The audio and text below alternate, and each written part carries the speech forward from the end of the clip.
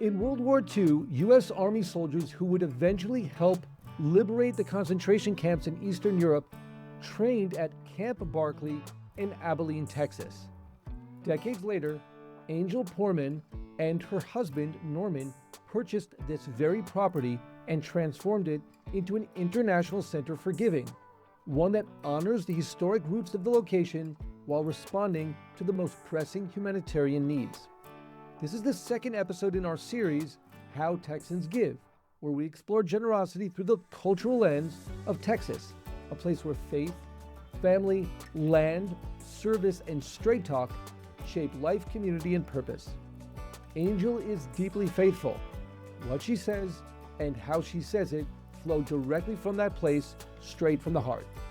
Today's conversation was filmed on site at Camp Barclay, and we've included elements of the landscape, the scenery, and the historical context to give you an authentic taste of Texas and the setting that shapes this work. With that, let's jump in to episode number 2 of How Texans Give. Angel, thank you so much, not only for being on the You Are What You Give program, which of course is giving in and of itself, but for the hospitality. I've had an opportunity to be here on the site, and we're going to talk about Camp Barclay and what it is that you're doing here. Meet your staff, meet some of your board members, really get some, real exposure to the depth of commitment and also the thought process that's gone into building out this site. So first of all, thank you for everything, hospitality up to the time that you've dedicated. But then second, if you could help all of us understand, what is Camp Barclay? Who goes ahead, takes an old Army base, buys an old Army base, and turns it into opportunity? Yeah, so I would just say for my husband and I, 2001, we had the opportunity to come to Abilene, Texas and move our family for our career. My husband's a pediatric dentist, I'm a hygienist. And so for us, moving to Abilene was a place that we said that we'd never move back to. My husband went to Abilene Christian University, came here for a year for college, and we just felt that there was an unction for us to move back here. We got the land. We actually moved to Abilene, Texas inside, but we wanted to live more in the country because Norm and I are both from the hill country, from Kerrville, Texas. And Norman was driving by one day and saw a sign and it said, land for sale. Army base for sale. It was a silent auction, and it was 1,000 acres, and it was government hands. And so we inquired about it. We came and looked at the land, and we're like, wow, this is like a piece of hill country, which was a place in our heart. My husband, his family had land and did a lot of exotic ranch and game ranch. So it was already something that was a legacy for him and something that he grew up with. Mm-hmm. And so when the opportunity came, we said, we need to pray and see if, what kind of money it would cost to purchase 1,000 acres. Right. This is 2006. And so we got a number, put it on the bid, turned it in. There was only 5 other bids that were turned in on this land. Oh, wow. And what's remarkable is our bid and the person next to us, there was only $30,000 left, the difference in purchasing the land. Now, when you look at that, that's like cents compared to dollars. Right. And so honestly, we're going to buy it, do our exotic ranch, and build a home on top of the mountain and live the American dream. And I had a near-death encounter. My husband had a visitation, and the Lord in that moment captured us that I believe was the heart of the land and really the assignment on the land that we have been stewarding the last 20 years that brings us today. So I'm going to ask you to unpack all of that, Angel. Yeah. Our audiences are a varied group of folks from everywhere, and not all of them understand, I would say, even the language that you're using. We know what a near-death experience is. Yes. But what does it mean to have an assignment on the land? Exactly. And we do have to touch upon some of the things you just mentioned. For example, the fact that you're from Kerrville and the recent floods there and the work that you've done there, but you're also doing work around the world. So one thing at a time. First, just translate, if you will, not in the literal words, but so what does it mean that you have a sense of this assignment for a plot of land? Yeah. So for us, we thought land, build a home, settle in, live your life, check, going to heaven. And, for us, it was, we are believers in Christ. And so, but we didn't know that there was more to life than living for the now. We were truly everything that we had, we were building for ourselves. Our practice, our lives, all the stuff that we had was really what was it that we needed to satisfy ourselves. And But Angel, we can I did. stop you for a second there? I'm Yes. just because you're living a life, you're giving Yeah. because you're both in the dental field. Right. And so that doesn't sound very selfish to me. You've dedicated your lives to Yeah. service, and yet you still felt that there's there's a distance, there's a gap between the way that you're living your life today and the way that you could. What does that mean? So what happened in that near-death encounter was it was a born-again experience that I was doing from works in the sense I had a heart of giving back that was naturally, I believe, in each one of us, of good service. Then I was awakened to the Father's love and his love for humanity. And it was through my experience that awakened a love that was bigger than myself. So again, I'm going to take a step back because we've got, when you say works, you've already been doing, until that point, you were doing relief work, Right. correct? And you were traveling not only here in Abilene, Texas, where you have your professional practice, but you were traveling internationally and hitting what kind of areas? Where were you coming to? What kind of volunteer work were you doing? Yeah, so before the near-death encounter, I wasn't doing relief work. My husband and I were doing mission work in Guatemala. So 30 years ago, we were doing dentistry. We would set up dental clinics and we'd do extraction. So it was from the place of the ability of our skill sets and from the ability of things that we knew to do just from education and logic. So using that enabled us, and even in our career, to succeed. So in that place of what does it look like to walk in humility and live a place of servant leadership and to give your life into a place of really helping humanity and putting them before yourself. So in that's what changed for me, was there was something of a greater of laying my life down to see, when you think of the first and second commandment, to love the Lord your God with all your heart, your soul, your mind, and strength. And the second is to love your neighbor as you love yourself. And in that, I experienced that. And I knew that there was empowered by the love of God to be a heart of compassion and action. And empathy is one thing that you can have understanding, but it doesn't move you. Right. But what moves you is compassion. So I think that language of compassion is what really moves the heart. I had that encounter of compassion that moved me from a place of casual life of existence into something that was meaningful, that was a legacy that I was going to get to impart to others, that they would have a life, that they would have hope, that I saw something that was bigger than myself. You mentioned that when you were doing this missions work, you learned humility. Yeah. What does that look like? So it's to see their needs before your own needs. And it really is a harness strength of not putting my trust in myself, but that the love of God, that his power and his love and his hope can flow through me to be able to give that love to others. Do you learn a different kind of perspective on life by meeting people or in a situation of need? Absolutely. I feel that every encounter is an opportunity, that we're all created in the image of God. And that this side of heaven that we get to experience his love because the nature, the virtues, the life of each person carries the heart of God.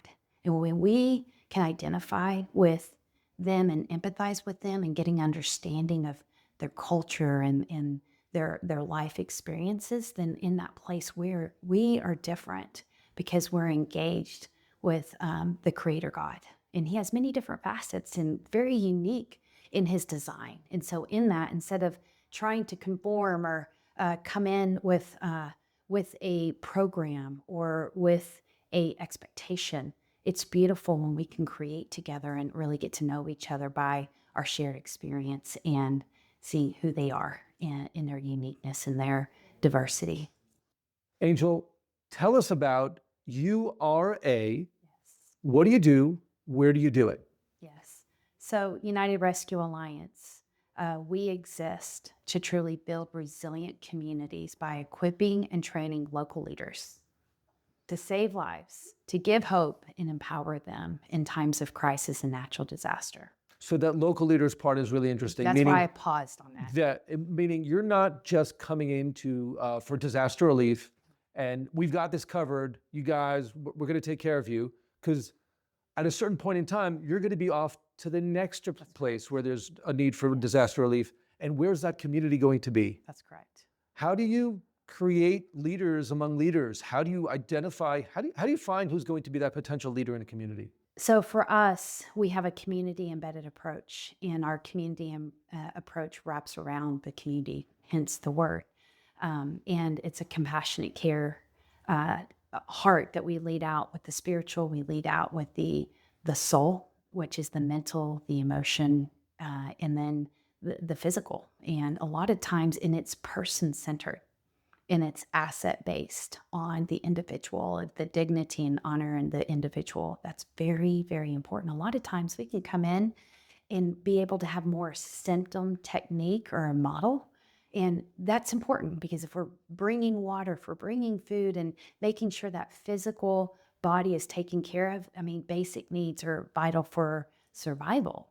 But do we see beyond that? Do we see the felt needs? Do we see the invisible needs? And that is important. When we come with the man of peace, they're already embedded in the community. So we're asking them, what do you need and how do you need it?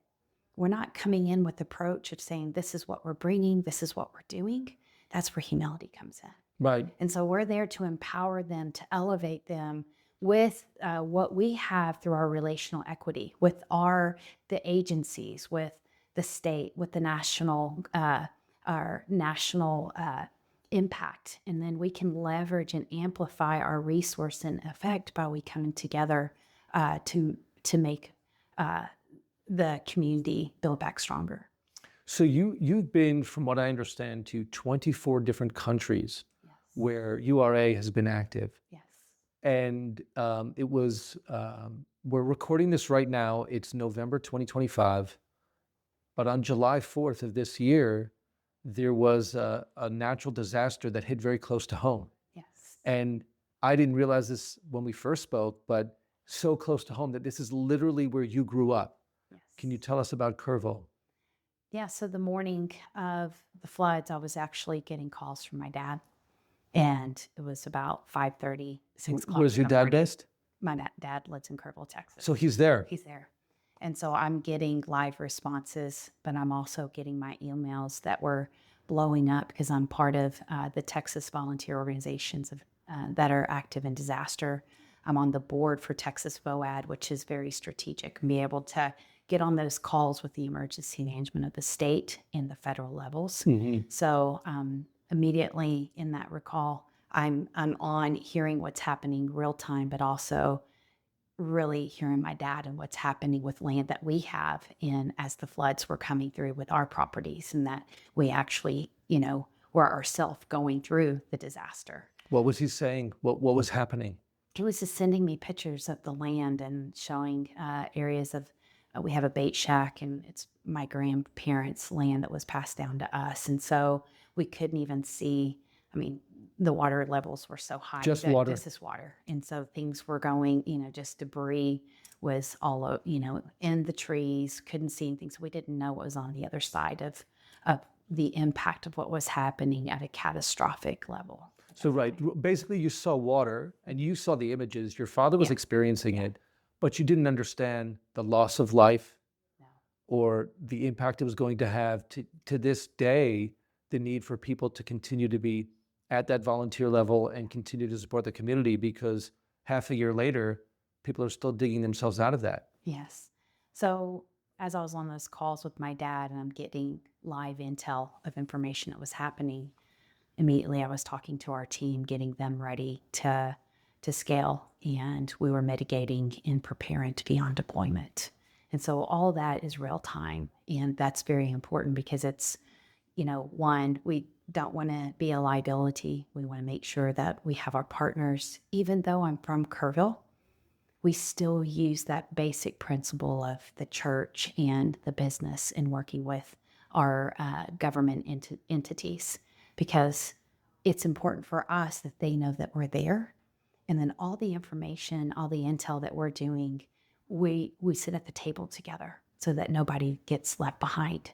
So we bring our resources alongside, and we're hearing real time of where we can truly be to the biggest impact to be able to serve. So that's that principle of taking a step back and listening to what Absolutely. you're being asked to do instead of saying, I've got the solution. Yeah. That same humility that you spoke about before. And like you say, you're from Kerrville, your husband's from Kerrville. You guys are high school sweethearts. We're high school sweethearts. And you've moved out to Abilene. So we're about, what is it, a 3-hour drive from Kerrville? Yes. And so you're this international relief organization that happens to be down the road. And where I come from in Israel, 3 hours away is the other side of the country. In Texas, that's just a neighborhood drive, right? And so you were really able to deploy relatively quickly. How long were you in Kerrville, and are you still active there today? Yeah, so we were there day 5. July I think the 8th was our first day. And it's because you couldn't get in there beforehand. No, we just wanted to make sure in that we were getting information, we were getting our team ready. It was the weekend, and then we were staging and be able to we had our accommodations. And then at that time, we were also working with one of our international partners, Zaka. So we were getting them prepared and ready and accommodations. So everything was logistics. And logistic plays a vital and important role, that we don't just be there, not bring what we need for the essential call that will be able to really save lives. And so we were working together at that time, preparing, even getting accommodation. And then one of my friends actually had a partner in San Antonio with a synagogue, one of the rabbis, because we needed kosher food for our For your beautiful Zaka family, for volunteers Zaka who were coming in that were from coming Israel. in from Israel. And so just to see that, so all that time we were preparing. So when we were on the ground and had our base camp, we were green light go and serving. We had 4 warehouses that were established. We were working at the mall giving relief. Then we partnered with Watts of Love, one of our solar lights initiatives that we come in, which is important because there was no electricity and people were still search and rescue and, trying to save lives at that time. And so having our Zaka family search and rescue there on the ground, it was almost surreal that all this time and preparation in this relationships that have been established from, 2018, that in my hometown that we would actually respond together, the Jews and the Gentiles, and together being able to save lives and give hope and for humanity. Wow. Just the idea that you come from Kerrville, you never thought you'd be finding yourselves in Abilene. You set up this entire operation, like you say, this ability to stage, to scale what you're doing. And then there are these additional partners along the way. You mentioned, the industries, and I understand that you have partners like Amazon and Lowe's that came out here and joined hands. What does that look like? Yeah. So for us, the church, the synagogue, the businesses, the government, when you think of those entities working together, that creates society. And the businesses are so important to for communities to get back to their new normal. So when we can bring assets and resources to those that are in need, then we're bringing dignity and honor to them. So we have warehouses. You heard me. It's like immediately we established a warehouse because of our relationships with over a decade with our partnerships. We are not only local with them, but international. There's trust that has been developed that with Lowe's and Amazon and Good 360 and Tempur-Pedic and all these amazing businesses, they shuttle their in-kind donations through us. And then in that place of the modality, we're able to take those basic needs and get them to those that really do have that immediate need, essentially. An essential need's important because it helps them take their next steps. It really gives them hope. Without hope, people die. They die physically, they die mentally, they die spiritually. But when hope arrives, if that's a bed, that gives hope. It brings dignity, it allows them to sleep, it allows them to come into that place that they're not sleeping on the floor. It gives them life. It helps them with their physical health. And so for us, the business partnerships are vital to the procurement and the logistics and being able to help, not just in the immediate need. Because a lot of times that 10-day window, there are so many people. We had national impact with Kerrville. All these, different agencies came in, but then it got quiet and a lot of them had left. But who's still there? The local. That's right. Those that are around. And so we plug in and we integrate within that community. It just so happened that a lot of people in the city council and the mayors and my pastor that married Norm and I, they were on the field with us. So having those relationships create a trust. Having those relationships allows us to sit at the table to say, I'm there for our community to meet those needs. And I can be an advocate. I can come in and just as you, Avi, coming in last night and get to meet Johnny, there was a place of trust that he trusts that in that place I'm going to honor him and that I'm going to bring someone that really is going to respect and honor where he is, because that's a vulnerable situation when you're there that they can feel very not protected. Mm-hmm. And so, but when we can wrap around them and protect them and honor them, you being there is going to allow that story to go beyond our reach and Johnny's story that I could be. So what if we change that narrative? What if we use in philanthropy and use these moments of advocating that as together that we create alliances and partnerships that you can come into that place and that purpose of that response and be strategic with the opportunity with divine purpose that I believe that's what gives hope. Tell us a little bit about Johnny. We had the opportunity to visit with him last night, and he's just so, first of all, one of the things I love about Texas, it's similar to the folks in Israel. We're pretty straightforward. Not everybody likes that, but Johnny says it like it is. Yeah. And he really told us a story about how his family history on that property and supporting others. They had people staying at the Bumblebee Lodge. Yes. And kind of thinking about what that could look like in the future because they have to fix everything up. Obviously, the whole area is devastated. But Johnny's one of those people that you maintain this relationship with, again, 6 months later. Did you know Johnny before the flood? I didn't.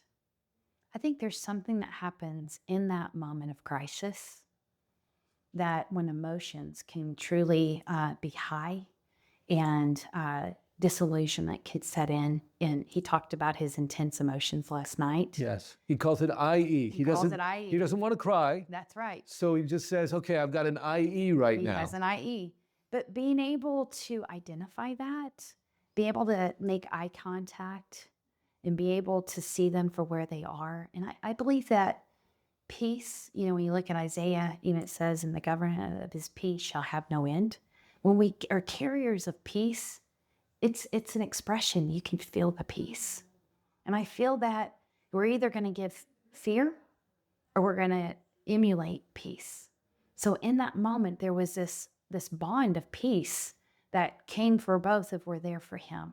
What do you need? How do you need it? How can we serve you? How can we come in and where do you want us to work? He even said some people would come in and just come take things or move things. Yeah, he lost his entire library because people said, we don't need this here anymore. Now he's foraging to try to find all of those family heirlooms and artifacts, and some of them are no longer there because of the best intentions of the volunteers. Best intention. But that kind of, perhaps less of the humility that you mentioned before and more of the, we got this. And he was definitely clearly appreciative of you and your team, the work that you've done and the sensitive approach that you've taken to everything in that process. Yeah, I'd like to say, we asked him, what would you like us to work on? And he said, do you see all those dishes over there? Do you see all the china? Do you see, there was mud on all the dishes, the china, all this intricate, small, detailed items covered with mud. And if I can tell you, I'm looking at mud and things that needed to be done way beyond what I would think, okay, this one piece of piece of china But what does love look like? How can we respond with love of him just sharing his heart, what means to him? He invited us to touch what was so valuable to him. So our whole team polished, shined, wrapped, and put all the china away. So in that moment when he's ready, and we talked about July 4th, 2026. That's right. And whenever that china is put back in the cabinets, that's going to be a beautiful day to think that we took time to meet his need and how he needed it, not for us to come in and say, this is what we're going to do for you. Yeah, and we spoke to Johnny and asked him, what is the July 4th? I mean, this is the 1 year anniversary is going to be July 4th. What's it going to look like? And so maybe we'll just roll that real quickly, that quick conversation. I've been getting tears, every now and then about this stuff. And this lady, she does it all. She does it all. She's kind of my savior. And I'm trying not to have IE, but I'm I think I'm battling it right now. But as I was talking to you guys, they would come and it'd be a whole group of people, and they would pray for me, and I'd say, wait a minute, I need to pray for you guys for showing up, And I did that continually to all the groups that came. Yeah. And I just was overwhelmed by all the support we've gotten from everybody. Well, this trip to Kerrville, the journey that you continue on with Kerrville really comes not very far, obviously, again, close to home for you and your husband, Norm, because you literally grew up there, and how this operation that you've set up here at Camp Barkley has been so significant for your neighbors down the road, just 3 hours away. Yes. But what is Camp Barkley? From what I've been able to experience here, and we walked the grounds and we took a tour around, you've got this double purposing where this is, on the one hand, it's a retreat for people to come to, and on the other hand, it's this base of operations where you're pushing out relief work to 24 different countries. And, there should be no more natural disasters, but if there are, so 24 and counting. Yes. What is this place? Yeah, so Camp Barkley, the history, it was an army base in 1940 to 1945. Camp Barkley was 70,000 acres, 60,000 soldiers at a time trained here. Wow. So if you think of that perspective of truly, they called it the Abilene effect. So in the times of war, they had a scale. So they had a medical division, they had an army. We have a 100 station rifle range out here. So everyone that trained here trained in pistol and, just 500 range shots. And so in that place, they were training for war. Mm-hmm. The men that trained here, what's so unique, and just even for us to be here today, tied together with our Jewish brothers and sisters, is that the men that trained here actually went and freed 10 of the Jewish concentration camps. So these were the forces that trained here, Yeah. actually in World War II, with the close of the war and essentially the close of the Holocaust, Yes. they were there liberating the camps. Yeah, so the men that trained here at Camp Barkley went and liberated 10 of the Jewish concentration camps. So we felt, when Norman and I kind of going back to the history, whenever our near-death encounter happened and my husband's encounter of the dream, we knew that there was a greater purpose on this land. We stepped into something greater than us. So we started creating a retreat center, which is where we're filming right now, which, being able to host leaders of leaders to come and get respite, find a place to rest, to encounter God in the presence. Because we know that when we walk on land, to go back to that land and the assignments, there are places that you go, you just feel peace. There's places that you go that you just encounter a presence that maybe you don't even have words for it, but you just feel difference. And we felt that we can come with an atmosphere and create an atmosphere for other people to come here and just to be able to have a place to get away and to be refreshed, renewed, and revitalized and sit back out. And so we started out with retreat. God started bringing people from all over the world, which he said he was going to do. And then the next step is we saw training, equipping in nations, international. And what that looked like was preparing them with identity of who they are in God. How do they, in that place, healing of life's hurts, the things that will give hope, healing, and freedom.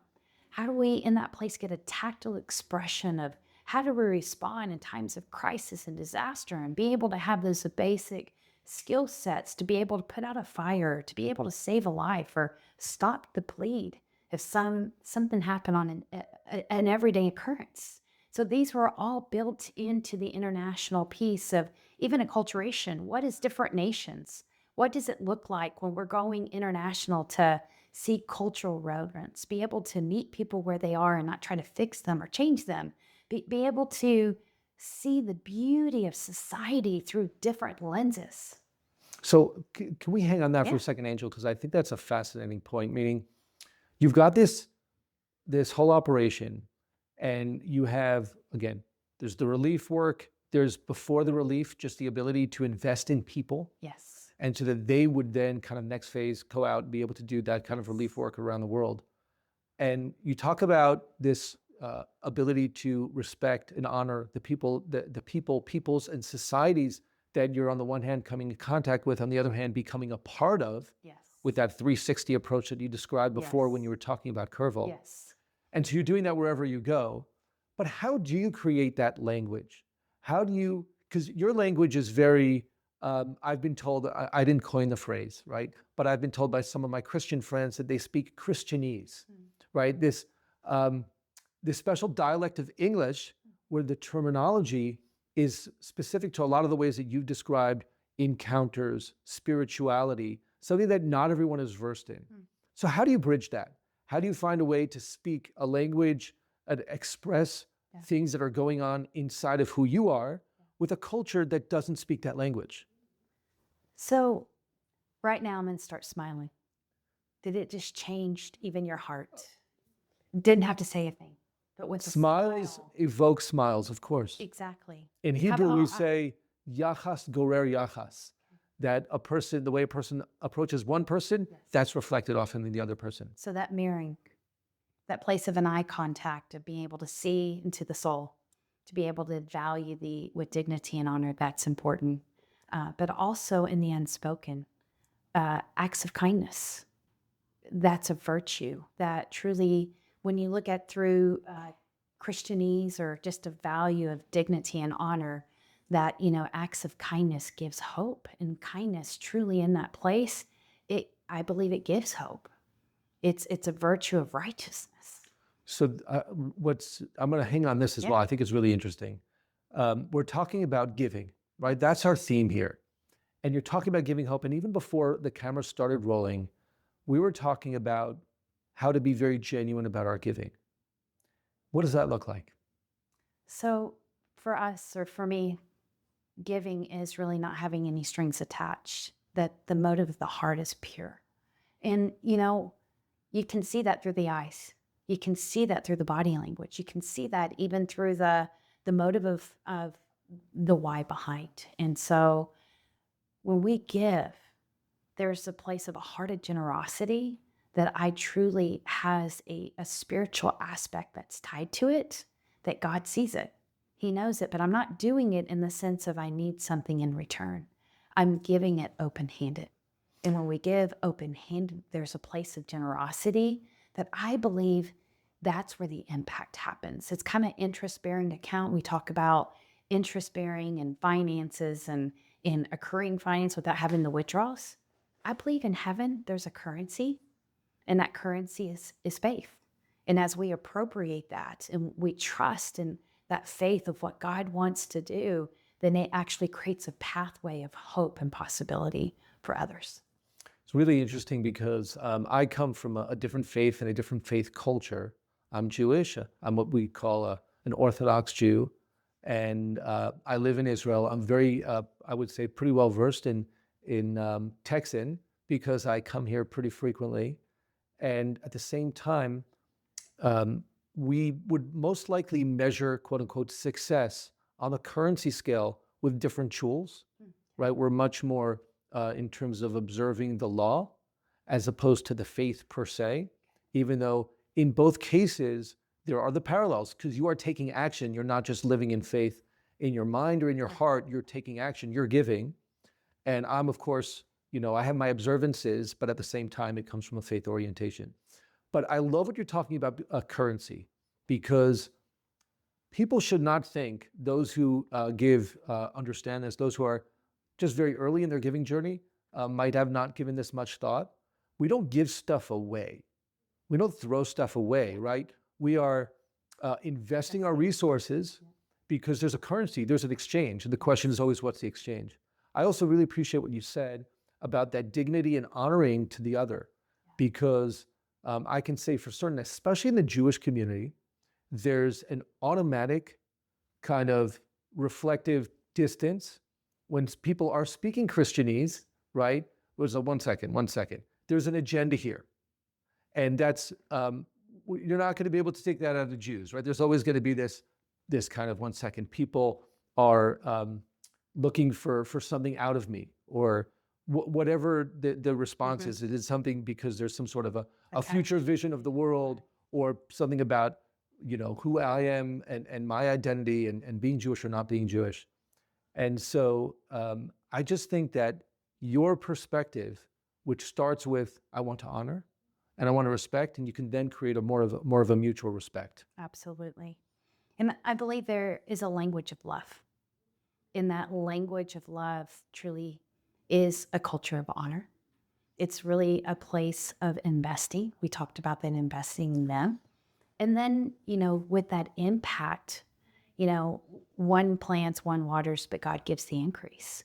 So as we're sowing seed, that's part of life. That, seed time and harvest, you look at agriculture, you look at being able to plant and be able to see the investment of the return. Sometimes there's a place of dying to ourselves. That's part of the journey, and even in our humanity, but growing, and what are we going to invest in for the future? And I think that's very important for us to always keep that in perspective. Not only just our faith journey, which is important, everything's built on that faith, but also the empowerment, that power of love, the wisdom, and the understanding. I think those three together are very, very powerful, because we can have faith, we can come in and take risk, but we need to have a spiritual understanding of the spirit of wisdom, the spirit of counsel, the spirit of might, to be able to have that. So it's a strength that we're building something of wisdom, of stature, of favor that goes beyond. And that favor is there not to rest just in us or upon us. It's really that favor is there for others. And I think that's the place of a heart of generosity, that we can truly live our life. And I believe that's where the biggest blessings come from. So I really, the concepts of blessing and even understanding what that means in terms of abundance, also this idea of the currency, identifying with the currency, all of that really resonates. I want to take that kind of the next step, because it's not easy to give. Even if you've chosen a life of giving, it's not easy to give. And there's sometimes we're tested.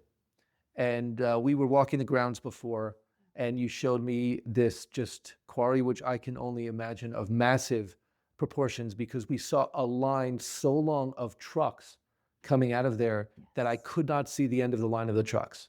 It just into the horizon, trucks coming out of that quarry. But that quarry, which is on your property, wasn't such a simple contract to close, was it? No. And what's interesting for us, Norm and I, the retreat, the worship center, the dorms, everything that was built here was really an investment from Norm and I, and us building from our own finances. Mm-hmm. It's kind of like Noah going, hey, build the ark, but it hasn't rained before. So here we are in West Texas, and in the middle of the tumbleweeds, if you will. And there was a dream that was put in our heart that we believe it was God's dream before it was our dream. But we're stewarding it. So building all the buildings that we've been able to walk around today and be able to see, here 12 years ago, God brought this gentleman to us and said, hey, we would like to do a core sample on your land to potentially do a rock quarry. And so remember the worship center, everything that was built. And so they came back and they said, we would like to do it over on the right side of the property. Here's your contract. When can we start? And that was relative to where these buildings are, the same location? It was back behind a little bit, but it would actually be on that main road that you were going up and down, which would thwart the vision of us being able to have equipping and training and do the events that we do and be able to help and have the reach globally that we have as the URA headquarters here at Camp Barkley. Well, you certainly wouldn't have had that sort of peace of mind with the engines revving up, just driving right by you. We couldn't. And the thing is it's dangerous. Quarries are dangerous. And so, but in that, what the Lord showed me was, don't scar the land. That's very significant. We're going back to the assignment of the lands and scarring the land. A quarry to scar the land and the beauty. We wanted to save that part because we know that people are coming here to get respite. They want to see the beauty. So we're not going to scar this part of the land. 4 months later, they came back to us because we said, if you want to do this, you'll need to do it on the left part of the property. Then they came back and they did that. And what's so beautiful about it, it's given us a model for social enterprise that United Rescue Alliance is truly a ministry, that an engine was created, that even the funds, that currency is able to flow through as the gas or the octane for the car to go. And so in that, God showed Norm and I these principles the last 20 years of you can't outgive God. And it's beautiful. It takes great trust. I mean, there were some spiritual muscles in that investment of coming. And when you think of assets, the returns on your investment, to create a warehouse in the middle of nowhere and to have retreats and dorms, how do we measure what value really is? And I feel like God sees the heart. And in that, he has opened up the storehouse of heaven in that place. And he is pouring out his goodness. And of course, for us, we're one expression of that. But imagine for all of us to be able to champion and be invited and invest in that vision. I believe that that's part of our heart of where we truly get to live. So we're getting to see that on the land and in the land. And I believe that that's what creates healthy society and a beacon of hope for the future. I want you to put your business hat on for a moment. And I think that looks like a cowboy hat here in Texas. Put your business hat on for a moment. We talked about this currency idea, but I want to take a closer look because there's always an exchange in business. And you talked about the property and the left side or the right side. On the one hand, you want the resources to come in so that you can fund all of the work that you're doing to give. So you have enough resources, so you want to have the contract. On the other hand, if it's too close, it's just going to ruin everything that you're doing and you get confused between the means and the ends. Right. What kind of advice do you have to people who are trying to figure that out? How do you make the finances work? How do you have that exchange in a way that it's going to really kind of be the win-win as opposed to the lose-lose? I believe that in that journey, it is a walk of faith. And we have to see in a perspective and a reality way beyond ourselves. Now, even that in itself, because humanity, we love self-love. We're very in and of ourselves. I'm going to use a word that can be, but narcissistic. And in that place, giving truly is a whole different, it's exercising a muscle. And in that exercising of a muscle, it takes reps to do it. And sometimes, you know, it might be investing in actually being at a restaurant and seeing somebody that has a need, and actually nobody knows it, but you actually buy their dinner for them. In that place, you might not see the end goal of that, but meeting that need, or maybe in a grocery store, and all of a sudden you see a widow or maybe a family that is saying, you don't know what they need, but just saying, today I'm going to buy your groceries for you. When you see the people at the checkout and they're like, oh, 1 second, I want to take this off because that one I can't afford. That's right. That's usually a pretty good sign that they could use some help. Exactly. So what do we see? How do we look? Are we desiring in that place? Do we, you think about Moses and the big burning bushes, the big burning bush moment. But I always sit there and go, what are the little burning bushes? Are we seeing them every day? Are we missing them? Because those little ones actually create that moment of epic proportion that's preparing us for potential. Right. So you don't have to hop on a plane with a group of 50 volunteers to go halfway around the world in order to help your neighbor.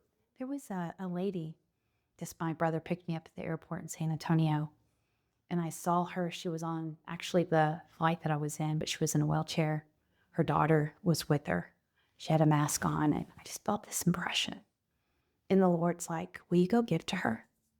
And when you look at the principles of taking care of the orphan, taking care of the poor, I mean, these are places of humanity that we get to in that place be able to serve. And so I went over, and as a generosity, I blessed her and I said, ma'am, but I honored her. And I asked permission, because even in that brings dignity to the individual, not to say I'm doing it because then let me rub it. No, no, no. I just want you to know God sees you. He loves you. And this is truly an act of love, of him meeting you right where you are. And in this exchange, I'm investing in you because this is from him. And in that moment, she just looked at me and it was like, and I shared my name. They shared their name and she goes, do you know what my name is? She said, my name's Angel. Wow. So in that moment, I was actually touched by me responding, that impression that touched, that in that moment, there was more to just that transaction of that investment. There was a place of identity of touching that really touched my heart in return. You said something before that is profound in its simplicity, where you spoke about just looking beyond yourself. And I do think it's more than a muscle. You mentioned the muscle. Of course, it's a giving muscle. Of course, it's hard. Of course, you're looking at, the balance sheet or, your monthly expenses, your bank account, and can I do it or can I not do it? Or, maybe not your financial resources, but your time and your bandwidth. Absolutely. And can I commit the extra effort? And where am I? Where's my family? And how much am I going beyond? But fundamentally, giving is about going beyond. Absolutely. It's a mindset, right? About looking beyond yourself. But Exactly. Basically, if I understand you correctly, Yes. you're talking about this kernel of take action. Take the action. first step, Yes. do something. Because not everyone is going to be giving on this, again, international scale. And I just find it so interesting, the whole full circle of, again, you going out and then coming back to Kerrville and coming back to your roots and literally to your father calling you on the phone and saying, this is what's happening to the property, and only then beginning to uncover just how deep it goes. Sometimes you go around the world only to discover that the kernel of giving really is literally in your backyard. And so I guess with that, I have one kind of closing question, which is, it's just an invitation for perhaps a further conversation, which is, with all of this giving and this muscle that you've been training, the discipline, the mindset, is there more? Can you possibly give more? And if more is, and I don't even want to say more, I want to say better. Can you give better? Or have you kind of like, this is the max? And if there's more, or if there's better, is it in quality or in quantity? So I look at it in both. And when you look at the principles of the kingdom of God, one of the things I want to kind of circle back to from the spiritual, it's the only place in the Bible that God says, test me on giving. So in that, I believe he's just looking. It says the eyes of the Lord go to and fro to make himself strong to those that believe in him. So I believe that there's a partnership. You look at David, you look at all the patriarchs, there was a place of faith in action. So I believe it's a place of a test, not in the sense of, check my eyes. I think it's a place of obedience. And obedience is, really not just a sacrifice, but he wants the obedience of the heart. So I just wanted to lead out in that. It's the Shema, to hear and to obey. The Hebrew word Shema, which is from Deuteronomy. And yes, and the lead kind of opening word of one of the leading prayers in the Jewish liturgy. I wanted to bring that to the forefront, because that quality and quantity, I believe that there's a plumb line, that as we keep that centered of God's heart towards mankind and humanity, he wrote that in our hearts. And so he also gives us talents. He gives us gifts. He's trained us, even our experiences that we have in our lives. What do we do with our talents? Talents, do we bury them? Are we fearful of saying, I have this, so I'm going to make sure that I don't lose it, so I bury it? Or do I take those talents? Do I take that quality and quantity? Do I invest them? Do I start doing reps with them? Do I start in that place taking risk and take my faith journey and actually putting that into motion? And those were part of the journeys for the last 20 years that I've seen. And the awe of God is on the other side of the journey. I don't really think it's just about the destination. I think it's about the journey. So if I'm understanding correctly, you can give more or give better by continuing with taking all of those things that you have at your disposal, which kind of accumulates over time. There's things that you can give at later stages in life that you couldn't give earlier because you have them at a later stage in life, whether it's your talents or your experiences, your finances, whatever it is that you've accumulated over time. There's more giving ahead. Yeah, don't live in debt. If you're there, you have where you're an asset yourself, then you're not tied. If an opportunity comes up, you can move into action to be able to be a solution, to bring the solution. So those principles are important to life every day, but it puts us in a position so when the opportunity comes, you can make that investment. I have so many thoughts about how to go ahead and sometimes you need to stretch yourself and sometimes you need not to. And that's also a balance, right? We found it in Israel with the October 7th war that people were stretching themselves as much as they possibly could. They saw such an intense need at such an intense time. They said, I'm going to do more than I ever would have done before. But then that's not every single day. And so we've got to keep that balance where, like you say, kind of what are the reserves moving forward if there's a rainy day and what is it that I'm doing on an ongoing basis. Yeah. So the fact that you speak about it as a journey and these principles that you've applied in your life and that you've seen the benefits, you've seen the outcomes, and you've seen it grow and grow and grow, I think that's not only insightful, that's something that helps, I hope, our audience get a sense of perspective on. It's not like I've checked off the box. I did giving. Yeah. We're done. Wow. And I believe, I call it, there's a rhythm. And that rhythm is knowing the run, the rest, and the release. Mm-hmm. In those three together, that there's a cadence.